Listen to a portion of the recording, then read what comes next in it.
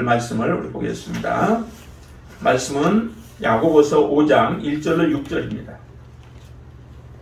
야고보서 5장 1절로 6절의 말씀, 우리 함께 하나님의 말씀을 합독하도록 하겠습니다. 야고보서 5장 1절로 6절입니다. 들으라 부한 자들아, 너희에게 임할 고생으로 말미암아 울고 통곡하라. 너희 재물은 썩었고 너희 옷은 좀 먹었으며 너희 금과 은은 녹이 슬었으니 이 녹이 너희에게 증거가 되며 불같이 너희 살을 먹으리라. 너희가 말세에 재물을 쌓았도다. 보라, 너희 밭에서 추수한 품꾼에게 주지 아니한 삭시 소리 지르며 그 추수한 자의 우는 소리가 만군의 주의 귀에 들렸느니라. 너희가 땅에서 사치하고 방종하여 살육의 날에 너희 마음을 살찌게 하였도다.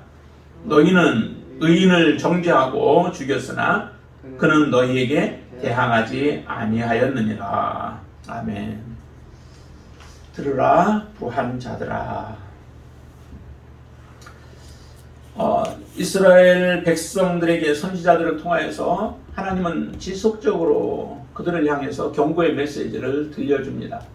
특별히 이 들으라라고 하는 말씀을 통하여서 주의를 환기시키고 이스라엘 백성들에게 굉장히 경고를 계속해서 내어놓습니다. 특별히 이스라엘 백성들의 그 멸망을 앞두고, 멸망을 하나님께서 선지자들에게 보여주셨죠. 그 멸망의 모습을 보고 있는 선지자들의 그 외침의 소리가 간절합니다.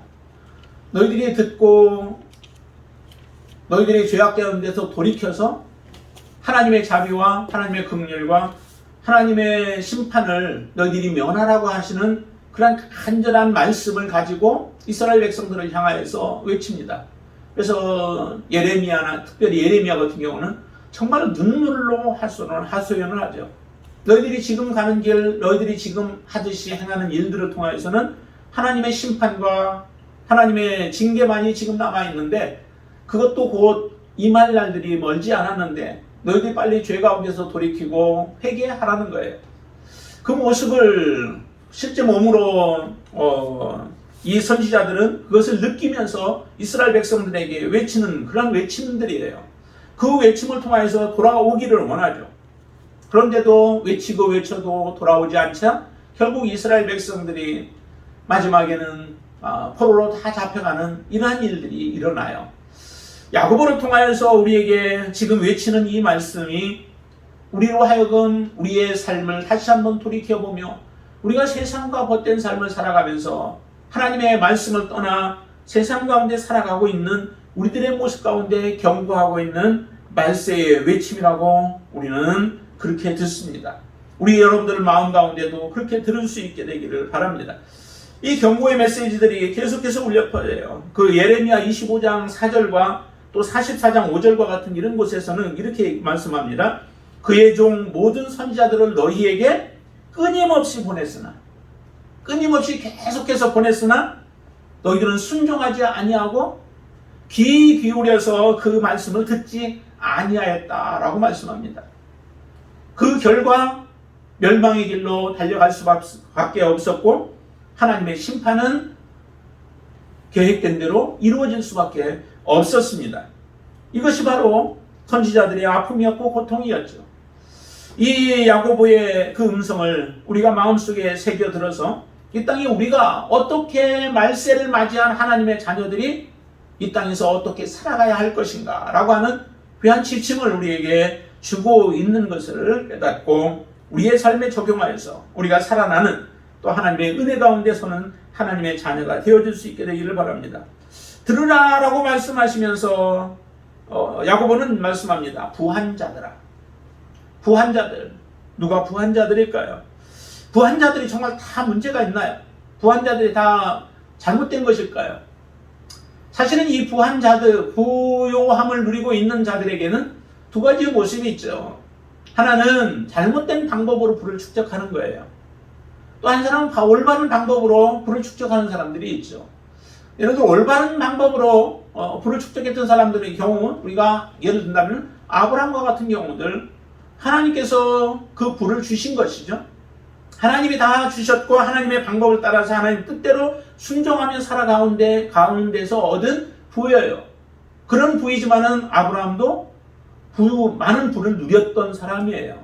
많은 부유함이 많다 보니까 조카와 함께 거할 수 없어서 따로따로 떨어져서 하나는 소돔과 고모라를 차지하게 되어지고 아브라함은 그 당시에는 좋아 보이지 아니하지만 하나님의 약속 땅에 거주하게 되어지는 그런 일이 일어나게 되어지죠. 그 많은 부를 누렸지만은 아브라함이 부 때문에 재물 때문에 잘못된 길로 갔다라고 하는 말을 우리가 들어보지 못하였어요. 그러니까 우리에게 사실은 부가 있는 것이 문제가 아니라 그 부를 어떻게 우리가 취득하게 되어지고 그 부를 우리가 어떻게 사용하는가라고 하는 문제예요. 취득의 문제와 그 사용의 문제라고 하는 거죠. 근데 여기 본문에 나타나는 이 부한 자들을 지금 야고보가 경계하고 있는 부한 자들의 모습 속에서는 그들의 부를 잘못 그들이 취득을 했다라고 하는 겁니다. 한번 보실까요? 4절 말씀을 보세요. 4절 말씀. 다들 같이 한번 읽습니다.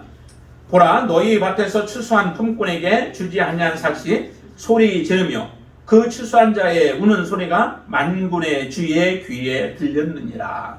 하나님은 다 아시죠? 우리가 어떤 방법으로 부를 얻었는지 다 알아요. 불로소득으로 그것을 얻었든 아니면 다른 사람들 것을 착취해서 얻었든 줘야 할 것들을 우리가 연기하고 주지 아니하면서 지체하면서 그들을 괴롭게 하고 그들에게 아픔을 주고 눈물을 흘리게 만들면서 얻었는지 이 모든 것들을 다 아신다는 거죠. 근데 하나님이 보시는 이 부한 자들, 말세에 특별히 부한 자들, 이들의 삶의 모습에서는 그들의 삶에 부도덕함이 있었고 그들의 부를 축적하는 과정 속에서 악이 있었다는 거죠. 부정이 있었다는 거죠. 다른 사람들의 눈물을 흘리게 만들었던 것이 바로 이 마지막 때에 부를 쌓아서 누리고 있으면서 살아가고 있는 자들을 향하여 지금 이 외침이 외치고 있는 거예요. 여러분들도 부를 얻었을 때 우리가 부를 나쁜 방법으로 얻은 사람들은 별로 우리 가운데는 없을 거예요. 여러분들은 잘 수고하고 땀을 흘려 애써서 얻었을 터인데 그렇게 얻어서 누리는 것들은 사실은 하나님의 복이기도 해요. 하나님은 우리에게 그렇게 누릴 수 있는 은혜를 주신 것이죠. 그런데 이렇게 해서 잘 얻었다 할지라도 그 얻은 부를 우리가 어떻게 이제 사용하는가에 따라서 그것이 하나님 앞에 합당한 자, 하나님의 칭찬을 받을 수 있는 자들이 있는가 하면은 하나님의 칭찬을 받지 못하고 오히려 하나님의 진노가 임할 자들이 있다라고 하는 거죠. 우리가 정당하게 해서 부를 축적을 해야 되고 얻어야만 해요. 그러나 더 중요한 것은 그것을 다른 사람들에게 정말 유익하게 사용할 수 있는 자이어야 된다는 겁니다. 여기 본문에서 지금 지적하고 있는 것은 자 보세요. 5절 말씀 한번 보세요. 5절을 보시면 이렇게 얘기를 합니다. 같이 한번 읽어보시죠. 너희가 땅에서 사치하고 방종하여 살육의 날에 너희 마음을 살찌게 하였다 라고 얘기합니다. 땅에서 사치했다라고 하는 것, 그 사치라고 하는 것은 사실은 세상의 정욕을 위한 방탕한 생활이에요. 그러니까 우리는 욕구가 있죠. 모든 사람에게는 다 욕구가 있습니다. 그 욕구는 사실은 꼭 채워져야만 해요. 예를 들어 식욕이 있으면 식욕은 채워져야 되죠. 없으면 못 먹지만은 식욕은 채워져야 돼요. 근데 과식을 하게 되어지면 안 되죠. 그러니까 우리에게 필요한 욕구들은 반드시 모든 사람들에게 필요한 거예요. 입을 것도 입는 것도 우리에게 필요해서 입고 살아야 되죠. 먹는 것도 그렇고요. 우리가 잠자는 것도 그렇고 모든 것들이 다 욕구들이 있어서 그 욕구는 필요한 부분은 채워져야지만 우리가 이 땅에 살아가는데 불편함이 없이 살아갈 수 있어요. 그러나 그 욕구를 넘어서서 욕망에 사로잡혀서 살아가게 되어지면은 사실은 그것은 하나님이 기뻐하시는 삶이 아니라는 거죠. 여기에 그 방종이라고 이렇게 표현을 했는데요. 그 방종은 우리의 영혼을 강팍하게 하고서 파멸시키는 도덕적인 그런 방탕함들을 이야기를 해요. 그러니까 욕구를 채워지는 것에 대해서 넘어서서 우리의 물질, 또 우리의 많은 가지고 있는 것들을 통해서 이제 우리의 영혼을 피폐하게 만들고 영혼을 방탕하게 만들어버리는 일들을 저지르게 되어진다는 거죠. 윤리적으로 문제를 일으키게, 가진 것 때문에 윤리적으로 문제를 일으키게 되어지고, 없는 사람이 먹는 것에 대해서 누가 그걸 뭐라고 하겠어요? 그건 당연한 거죠. 그러나 그것을 과욕을 부리면서 먹으려고 갖다 욕심을 부리면서 가져왔다가 그것을 남겨서 내버린다면은 벌써 이거는 문제가 있는 것처럼 우리의 삶에 많은 욕구들이 있는데 그 욕구를 넘어서서 우리가 과욕을 부리게 되어지고 더 욕심을 부리게 되어지면은 결국 우리의 삶을 망쳐버리게 되어진다는 거예요. 지금 가진 자들의 삶의 모습이 이런 모습 아니에요. 우리가 성경에서 잘 알고 있듯이 그 부자와 나사로의 모습 속에서 이 모습을 여러분 보지 않습니까? 나사로는 먹을 것이 없어서 상에서 내는 것 부스러기라도 먹고 싶어가지고 그 문전에서 구걸을 하고 있는데도 불구하고 그에게 좀 자기가 먹을 것 조금만 떼어줬으면 얼마나 좋을까요? 그런데 그러지 않습니다. 그 부자는 날마다 너무도 즐기는 거죠. 호화롭게 생활하면서 부유함으로 누리면서도 옆에 있는 나사로에 대해서는 전혀 관심도 없고 그에게 자비를 베풀지 아니에요. 이 부자의 삶의 모습이 바로 방종한 삶이라는 거죠. 하나님이 그에게 많은 물질을 얻게 만들고 부유하게 해주셨다면 그것을 통하여서 옆에 어려운 사람을 좀 돌볼 수 있는 마음을 가져야 하는 것, 그것이 당연히 부자로서 가져야 할 마음이라는 겁니다. 예수님께서 어리석은 부자에 대한 말씀도 하셨죠. 왜 그 부자가 많은 창고를 만들어 놓고 창고가 부족해서 더 큰 창고를 지어서 자기의 수확물들을 담아두면서 많은 부를 누리고 있는데 그 부자에 대해서 왜 어리석다고 하겠어요? 이 땅에만 눈이 보이는 거예요. 이 땅에서 만족하면 그것으로 족한 거예요. 더 이상 다른 것에 대한 생각이 없고 미래에 대한 생각이 없습니다. 영혼을 사랑하는 마음이 없습니다. 그의 마음속에서는 이 땅에서 누리는 것이 전부인 걸로 착각하며 살아가고 있는 그의 삶이에요. 그러나 우리의 생명을 주장하시는 분은 하나님이시죠.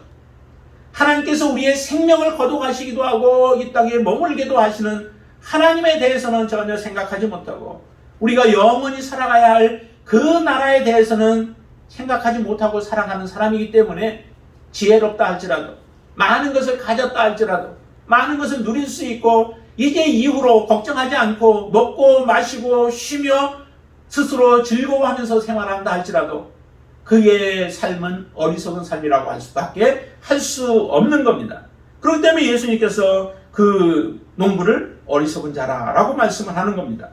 정말 올바로 사용하려면 그럼 우리가 어떻게 사용해야 할까요? 올바로 사용해야 하려면 바로 청지기의 삶이라는 거죠.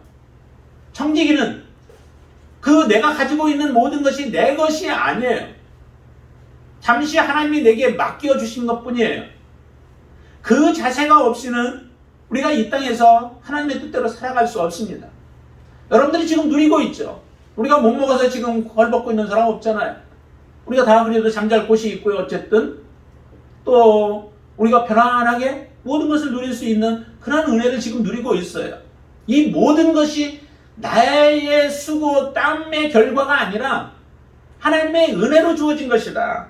그래서 이 청지기의 삶을 살아가는 사람은 반드시 그 네 가지를 기억해야 되죠.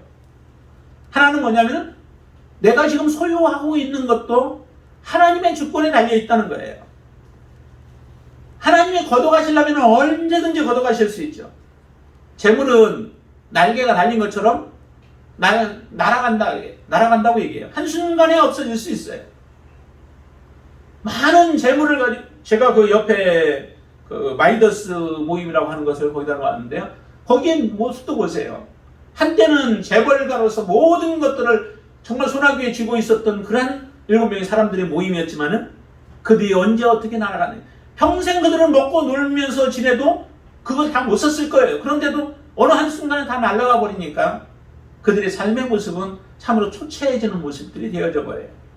우리의 삶인들 그렇지 않으라고 보장할 수 없어요. 늘 하나님 앞에 정말로 하나님이 모든 것을 주셨고 주신 분도 욕과 같이 주신 분도 하나님이시고 취하시는 분도 하나님이시기 때문에 우리의 모든 삶의 초점이 하나님께 맞춰져서 하나님이 내게 주셔서 내가 누리고 있다라고 하는 그 소유권을 하나님께 인정하고 살아가는 사람, 그 삶이 정말 하나님 앞에 바르게 살아갈 수 있다는 거죠. 여러분들 그렇게 고백할 수 있으신가요? 내가 지금 누리고 있는 게 하나님의 은혜였고 하나님이 내게 주셔서 내가 지금 누리고 있는 것이지 나의 노력이나 내게 그 원인이 있는 것이 아니다라고 하는 고백을 여러분들이 드릴 수 있는가라고 하는 질문이에요. 그렇게 고백을 드릴 수 있게 되길 바랍니다. 내가 지금 누리고 있는 게 하나님의 은혜임을. 그리고 두 번째는, 그러면 하나님이 내게 주게 하셨다면은 주신 분의 목적이 있잖아요. 주신 분이 어떤 의도를 가지고 이것을 내게 주셨는가라고 하는 거예요. 하나님이 우리에게 주실 때는 우리가 먹고 우리가 살아갈 수 있도록 또 하나님이 그걸 주시는 거예요. 나는 먹지 말고 그렇게 살아가라고 주시는 게 아니죠. 우리의 필요한 부분도 하나님은 채워주세요. 그뿐만 아니라 나에게 채워주실 때는 그것을 통하여 누군가에게 더 베풀기를 원하시는 거죠. 어떤 사람은 과도하게 아껴요. 그런데도 부함이 없고요. 어떤 사람은 많이 퍼주는데도 부족함이 없대요. 하나님 그렇게 하시는 분이세요. 그렇기 때문에 하나님의 뜻을 알고 하나님의 마음을 알고 하나님의 의지를 우리가 알아서 그 뜻대로 행하는 거죠. 구약에서는 그런 부분들을 많이 말씀해 주시는데 어려운 사람들, 나그네들과 계기된 사람들과 또 고아들과 과부들과 같은 사회의 약자들을 위하여서 너희들은 그것을 베풀라라고 말씀하세요. 그것이 이제 구체적으로 와서는, 신약에 와서는 그것이 우리 특별히 형제들에게 같이 함께 믿음으로 살아가면서 하나님을 섬기고 있는 하나님의 자녀들의 삶 가운데 그것을 드러내고 나타내는 거죠. 그렇게 섬기는 삶을 살아가는 것, 그것이 바로 하나님이 우리에게 주신 목적대로 사용하는 거예요.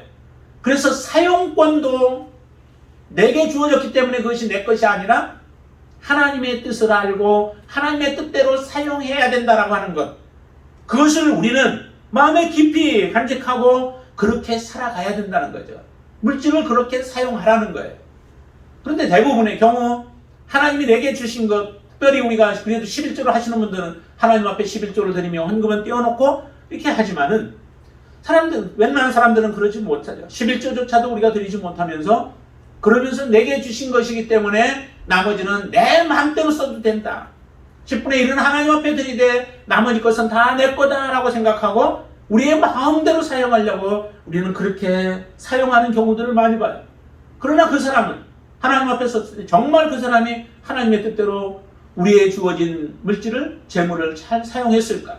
이와 같은 부한자들과 같은 책망을 받을 거예요. 그렇기 때문에 이 사용권도 인정해야 된다는 거예요. 또 하나 우리가 생각해야 할 것은 하나님은 회수권도 하나님의 주권에 있다는 거예요. 내게 주어진 동안만 그것은 내가 하나님의 뜻을 따라서 그것을 사용할 수 있는 것이지, 하나님이 언제든지 회수하면은, 하나님이 하시고 싶어 하면은 우리는 하나님 앞에 돌려드릴 수밖에 없다는 거예요. 내가 누군가의 돈을 꿨다면은 그거는 반드시 갚아야 돼요. 갚아야 되죠. 약속된 그 기한 안에 갚아야 하는 것이, 그게 우리가 꾼 돈이에요. 내 것이 아니에요. 내가 마음대로 썼다가는 그건 언젠가 그 가정에 부도가 나고 고통을 더욱더 겪게 되어지죠. 나라도 마찬가지예요. 정말 우리가 다 채권을 만들고 국채를 만들고 해서 했으면은 그것은 반드시 갚아야 하는 것들이죠. 빚들이에요. 그렇기 때문에 빚에 대해서는 우리가 참 조심해야 되죠. 거기에 수익에 맞춰서 사용을 해야 되는 게, 그게 바로 이 잘 살아가는 삶의 모습이에요. 근데 하나님이 우리에게 주신 것도 마찬가지라는 거죠. 하나님이 주셨으면은 반드시 하나님이 그것을 취하시든지 아니면 우리가 살아가는 동안에 계속 우리에게 맡겨주실 수도 있어요. 그것을 잘 관리하면은, 관리하는 자에게는 하나님의 사람을 통하여서 일들을 하시기 때문에 그 사람에게 더욱더 맡길 수 있는 거죠. 그러나 하나님의 뜻을 저버리고 우리의 마음대로 하면 하나님이 언제든지 회수할 수 있다라고 하는 것, 그 회수권조차도 하나님의 주권에 우리가 맡기고 살아가시는 자가 되어야 합니다. 또 하나는 뭐냐면은, 이렇게 하나님이 맡겨주셨으면은 반드시 맡긴 것에 대해서는 하나님은 나중에 감사한다는 거예요. 회개한다는 거죠. 잘했는지 잘못했는지 그것을 감사한다는 거예요. 회수권도 감사권도 하나님께 있다라고 하는 거예요. 감사를 반드시 해야 된다는 거예요. 우리에게 주어진 재물을 하나님이 감사할 때에 하나님의 뜻에 맞게 썼는지, 적재적소에 그것을 사용했는지, 그것을 하나님께서 우리에게 물으시고 그 물음에 대해서 우리가 반드시 하나님 앞에 답해야 된다라고 하는 겁니다. 이와 같은 네 가지의 주권, 하나님의 주권을 우리가 인정하고 살아갈 때에 우리에게 맡겨진 재물은 잘 사용할 수 있습니다. 그러나 하나님의 주권을 인정하지 못한다면 우리의 재물은 오히려 우리에게 유익하지 못하고 재물은 우리에게 해가 되어질 수 있습니다. 그렇기 때문에 반드시 이 청지기의 삶을 살아갈 때 이 주님의 주권을 인정해야 돼요. 그러나 그것이 우리의 물질만일까요? 물질뿐이 아니라는 거죠. 하나님이 우리에게 맡긴 것은 물질을 물질이 우리가 눈에 잘 보이니까 우리가 물질만인 줄 알지만은 그러나 우리의 시간도 그래요. 하나님이 우리에게 주신 시간들을 과연 하나님을 위해서 우리가 얼마나 사용하고 있는가? 하나님이 우리에게 주신 재능을 주님을 위하여서 우리가 얼마나 많이 사용하고 있는가? 주께서 주신 재능을 오히려 세상을 섬기는 데에, 세상에서 즐기고 세상에서 희희낙낙하는 데에 우리가 그 모든 것들을 써버린다고 한다면 우리는 물질에 있어서는 하나님 앞에 청지기의 삶을 살아갈지 모르나 그러나 다른 부분들에 있어서 하나님의 청지기로 살지 못한다면 마찬가지예요. 우리에게 주신 건강을 가지고 하나님 앞에 우리가 얼마나 드리고 있나요? 하나님이 우리에게 건강을 회복시켜 주시면 그 회복된 건강으로 주님을 위하여 얼마나 우리가 사용하고 있나요? 건강할 때 우리가 얼마나 하나님 앞에 열심을 가지고 주님을 섬겼나요? 주님 앞에 정말 이 모든 부분들에 있어서 우리는 온전한 청지기라고 하는 그 마음가짐으로 하나님을 섬기는 자가 되어야 합니다. 우리 그 누가복음에 보면은 19장에 보면은 그 세리장 부자 삭개오에 대한 부분이 나오죠. 부자라고 얘기를 해요. 삭개오는 세리장으로서 많은 부를 누렸던 사람이죠. 그렇기 때문에 여기에 부자라고 했어요. 성경에서 부자라고 하는 사람들은 그냥 조금 가지고 있는 사람 부자라고 하지 않죠. 그 부자인데 삭개오가 예수님을 만나고 나서 즉각적인 대답이 나와요. 누가 옆에서 옆구리를 찌르지도 않았어요. 그냥 스스로 예수 그리스도를 모셔드리고 나서 자기 집으로 모셔드리고 나서 그의 고백이에요. 왜냐하면 내게 있는 재산의 절반을 팔아서 내가 가난한 자들에게 주고 그 다음에 내가 혹시 누구에게서라도 내가 혹시 토색한 것들이 있다면 빼앗은 것들이 있다면 내가 4배나 해서 갚겠습니다 라고 하는 고백이에요. 삭개오에 있어서 물질이 왜 중요하지 않았겠어요? 다 중요하고 모든 사람들이 물질을 사랑하듯이 중요한 부분이죠. 그런데도 예수 그리스도를 만나고 나서 삭개오의 삶은 하나님 앞에 하나님의 뜻대로 그 물질을 사용할 마음이 그의 속에 있는 거예요. 하나님을 만난 자들, 주님을 만난 자들의 삶 속에서는 반드시 이런 고백들이 나오게 되어 있죠. 하나님을 만났음에도 불구하고 우리가 물질 부분에 있어서 우리의 재능 부분에 있어서 하나님 앞에 온전하게 드리고자 하는 마음이 없다면 우리는 아직 하나님의 자녀가 아니에요. 하나님의 자녀는 반드시 하나님의 은혜에 따라서 우리가 섬기고자 하는 마음이 우리의 마음속에 있게 되어지는 거죠. 예수님은 그래서 말씀합니다. 너희가 하나님과 재물을 경화해서 섬길 수 없다는 거죠. 반드시 하나님과 재물 중에는 한 가지를 선택해야 된다는 거예요. 선택해서 섬기는 삶을 살아가지 못한다면 우리는 재물의 노예가 되어지든지 아니면 재물에 끌려서 살아가는 인생이 되어질 겁니다. 하나님을 선택한 자는 하나님 안에서 평안을 누리고 하나님이 주시는 약속을 누리며 살아갈 수 있는 하나님의 자녀가 되어질 거예요. 그렇기 때문에 이 재물에 대한 부분들을 우리가 반드시 우리는 점검하고 넘어가야 돼요. 그리고 이 금, 은이 보면은 여기에 보면은 이렇게 말씀합니다. 그래서 그 부한 자들을 향하여서 말씀하는데 너에게 임할 고생으로 말미암아 울고 통곡하라라고 말씀하죠. 우리에게 임할 특별히 부자들에게 너희들에게 임할 그 고생이래요. 근데 고생은 다른 표현으로는 재난이나 아니면 비참한 일들이에요. 정말 비참한 일들이 일어날 것이라는 거죠. 그 비참한 일이 일어날 것을 너희들이 알고 울고 통곡하라는 거예요. 지금 외칠 때, 야고보를 통하여 외칠 때에 너희들이 회개하라는 거예요. 너희들이 지금 무엇에 마음이 빼앗겨 있고 너희들이 그 물질 때문에 하나님을 잃어버리고 살아가는 인생이라면 지금 빨리 회개하고 돌이키라는 거예요. 너희들 부한 그 상태의 모습에는 이미 하나님께서 임할 고생으로 너희 가운데 준비하고 있다는 거죠. 그런데 보세요. 2절에 보시면은 너희 재물은 썩었대요. 너희 옷은 좀 먹었고요. 너희의 금과 은은 녹이 쓸어버렸다라고 말씀하죠.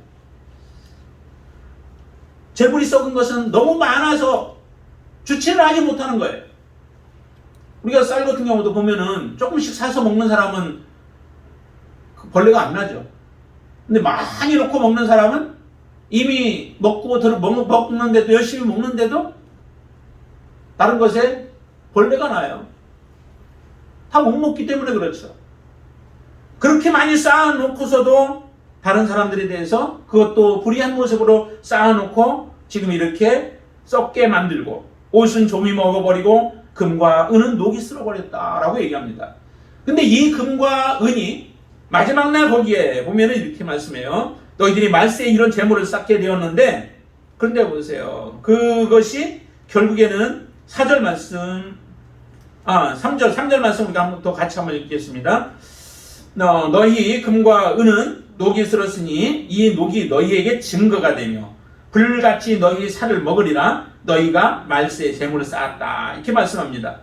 금과 은이 녹이 쓸었는데 이 녹이 너희에게 증거가 된다는 거죠. 금과 은으로 우리의 영혼을 살릴 수 있을까요? 금과 은을 가지고는 결코 우리는 살릴 수 없습니다. 예레미야서 2장 28절에 이렇게 말씀합니다. 너를 위하여 내가 만든 신들이 어디 있느냐? 그들이 내가 환난을 당할 때에 구원할 수 있으면 일어날 것이니라 라고 얘기합니다. 여기에 신들을 얘기하지만은 그 신들은 우리가 물질에 매여버리면 그 물질도 우리의 신들이 되어버리죠. 그러니까 말도 못하고 움직이지도 못하고 행하지도 못하고 냄새도 맡지 못하고 아무것도 못하는 그 신들, 그리고 우리에게 환난의 날에 우리를 구원하지도 못할 물질에 매여서 살아가고 있는 그 모든 것들이 결국 우리를 구원하지 못한다는 거예요. 사망에서 죽어가는 사람에게 정말 필요한 것이 무엇일까요? 그들에게는 물 한 잔에 그 생수가 필요한 것이죠. 그 문 보따리에 그게 중요한 게 아니에요.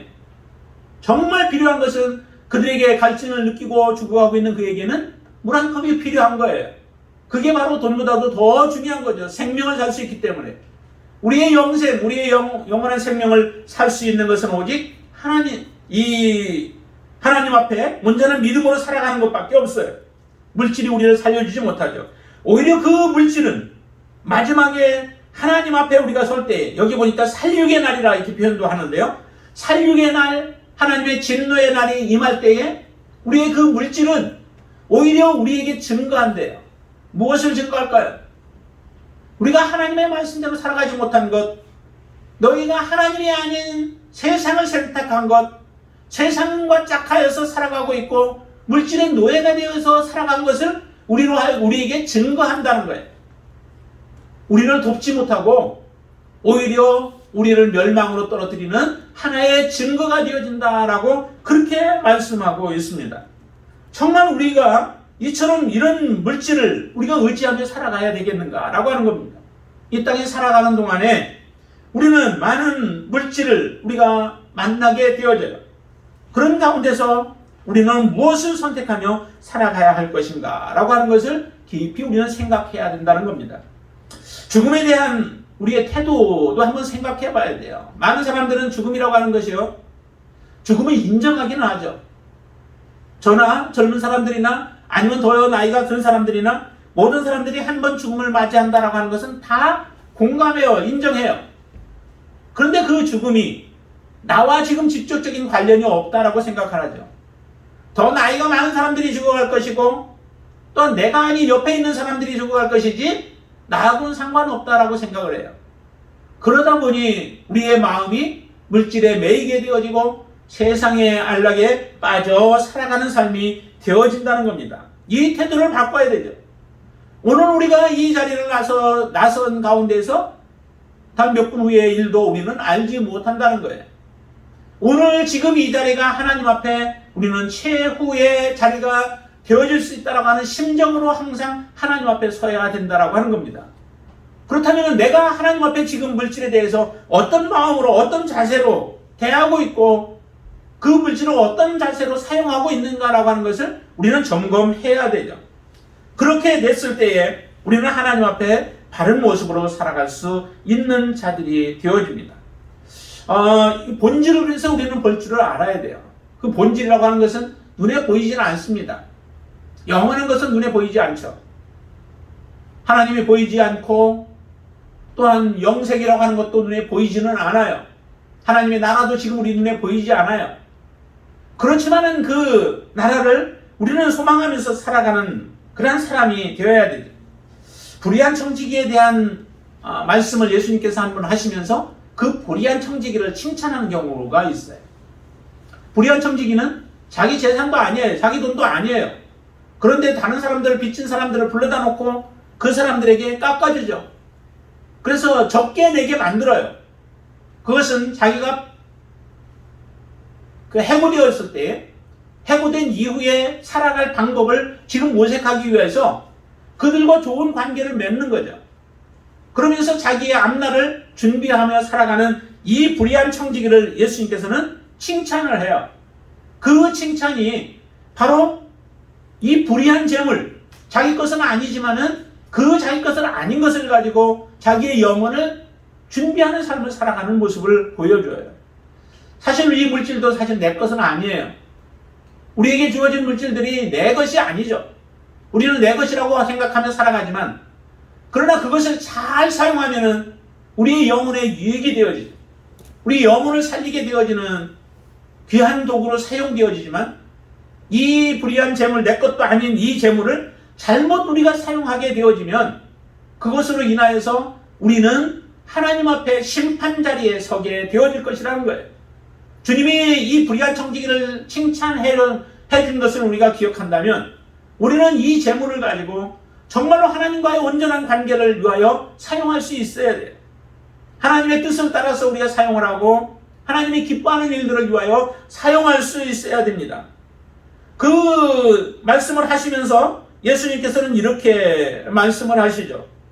불의한 재물에 너희들이 충성하지 못한다면 그 재물이 불의한데도 그것을 충성하지 못한다면 참된 것을 어떻게 맡기겠느냐. 너희들이 작은 것에 충성하지 못한다면 어찌 큰 것을 너희들이 맡길 수 있겠느냐. 그러면서 5달란트, 2달란트, 1달란트 받았던 자들을 향하여서 말씀합니다. 파묻어 두었던 1달란트 받았던 자에게 악하고 게으른 자라 말씀하시면서 가진 것 그것까지도 다 빼앗기게 만드십니다. 하나님 앞에 우리는 어떻게 살아야 할까요? 지금 야고보는 이 부한 자들 그들을 향하여서 경고합니다. 너희들은 살육의 날에 너희의 마음을 살찌게 했다라고 얘기해요. 우리의 마음을 살찌게 한 것들 그것은 곧 하나님 앞에 재물과 쾌락에 빠져서 죄를 지으면서도 우리의 마음이 무감각해져 버린 거예요. 그러면서 죄가 죄인 줄을 깨닫지 못하는 거죠. 지금 이 부한 자들이 얼마나 자기들이 죄 가운데 있는 것을 많은 죄 가운데 있는 것을 지금 말씀하시잖아요. 그런데도 죄 가운데 있는 줄 알지 못하기 때문에 세상과 계속해서 짝하여 살아가고 있고 세상을 사랑하며 그곳에서 발을 빼지 못하며 살아가고 있는 거예요. 하나님의 이 살육의 날에 그들은 도살장으로 끌려가는 것처럼 그들은 하나님의 심판 가운데 놓일 수밖에 없는 그런 삶을 살아가고 있습니다. 그러면서도 그들은 이렇게 얘기해요. 6절에 보면은 너희는 의인을 정죄하고 죽였으며 오히려 의인을 정죄하고 죽였다는 거죠. 그들이 잘못됐다라고 생각하는 거예요. 의인을 자기들이 옳다고 생각하죠. 그렇지만은 그 의인들은 너희에게 대항하지 아니하였다. 여기서 가난한 자들에 대한 모습을 표현하기도 해요. 그들을 지칭해서 단수로 쓰여져 의인이 단수로 쓰여져 있는데요. 그것을 그 가난한 자들을 총칭해서 이렇게 말씀하기도 해요. 가난한 자들은 그렇게 고통을 당하면서도 그들 앞에 큰 소리를 치지도 못하죠. 그러나 하나님 앞에 그들은 부르짖어요. 너희들이 주어야 할 삭을 주지 아니하고 그날 그들은 삭을 받아서 집에 가서 가족들이 먹고 살아야 하는데 그것을 주지 아니하면은 그들은 얼마나 돌아가면서 눈물을 흘려가며 돌아가겠어요. 아픈 가운데 돌아가겠어요.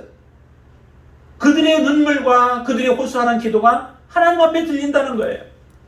그로 인하여 너희들은 심판을 면치 못하게 되어질 것이다 라고 말씀하시는데, 부자들 앞에서 아무 소리 하지 못하던 그들은 하나님 앞에 부르짖습니다. 주님도 마찬가지였죠. 주께서도 죄인들로 하여금 죄인들에게 오히려 예수님이 죄인 취급을 당하시고 십자가에 죽으시고, 그런 가운데도 예수님은 변명하지 않습니다. 죄인들 앞에서 떳떳한 가운데도 말씀하지 않으셔요. 오히려 그들이 때리면 때리는 대로 맞고 도살장에 끌려가는 그 양처럼 순전하게 순수하게 그냥 끌려가는 예수님의 모습을 우리에게 보여주시듯이, 지금 이렇게 의인들이 고통을 당하고 의인들이 아픔을 당해요. 마지막 날인데도 불구하고, 마지막 말세인데도 불구하고 그렇게 살아가고 있는 자들을 향하여 지금 외치고 있는 이 야곱의 외침이 저와 여러분들의 심령 가운데 외침이 되어지길 바랍니다. 하나님 앞에 온전한 말씀으로 우리가 바르게 설 수 있게 되길 바랍니다. 정말 우리가 부유한 자가 되어지려면 이 물질의 부유한 자가 아니라 하나님 앞에 나눔의 부유한 자가 되어지고, 사랑의 부유한 자가 되어지고, 섬김의 부유한 자가 되어지고, 정말로 하나님 앞에 하나님께 부유한 자가 여러분들이 되어질 수 있게 되기를 바랍니다. 물질에 대해서는 여러분들이 초월하여서 사도 바울과 같은 고백, 내가 분부에 처해져도 이 땅의 삶이 얼마나 되겠으며, 내가 풍부에 처해지면 그 풍부한 가운데 교만하지 않냐고 다른 사람들을 섬기는 그 삶을 살아가는 것, 그게 진정한 그리스도인의 삶이요 하나님이 기뻐하시는 자의 삶인 줄로 믿습니다. 그럼 여러분들에게 부탁합니다. 정말로 이와 같은 세상의 부유한 자가 아니라 하나님 앞에 온전한 부유한 자로, 말씀 앞에 정결한 모습으로, 또 하나님이 여러분들에게 맡겨주신 그 재능과 달란트와 물질의 재물들을 온전히 하나님 앞에 잘 사용하여서 하나님을 기쁘시게 하는 자, 하나님의 영광이 되어지는 자로 설 수 있게 되기를 주님의 이름으로 축원을 드립니다. 기도하겠습니다. 아버지, 우리의 모습을 다시 한번 보게 하여 주시옵소서. 지금까지 우리가 어떻게 살아왔습니까? 아버지, 물질에 매이는 삶이었습니까? 물질에 끌려왔습니까? 물질을 사랑했습니까? 물질을 하나님 우리에게 이용하라고 하나님이 우리에게 주셨음에도 이용할 것과 사랑해야 할 것을 알지 못하여 오히려 사랑해야 할 대상을 이용을 하고 이용해야 할 것을 사랑하는 그러한 뒤바뀐 삶을 살지 않았습니까? 하나님을 사랑하게 하시고 사람을 사랑하게 하여 주시옵소서. 물질은 우리가 잘 사용하여서 하나님 앞에 잘 사용했다고, 잘 올바른 청지기로 잘했다고 칭찬받을 수 있는 믿음의 삶이 되게 하여 주시옵소서. 우리의 사랑하는 가족들이 그렇게 또한 믿음으로 살아가기를 원합니다. 주님이 세워주시고 또 온전히 붙들어 주시옵소서. 우리의 삶이 더 이상 아버지는 방황하지 않게 하시고 세상의 것으로 혼란케 되지 않게 도와주시고 굳건한 믿음으로 바르게 서서 온전한 믿음으로 주님을 섬길 수 있는 귀한 하나님의 자녀들 되어지도록 축복하여 주시옵소서. 예수님의 이름으로 간절히 기도드리옵나이다. 아멘.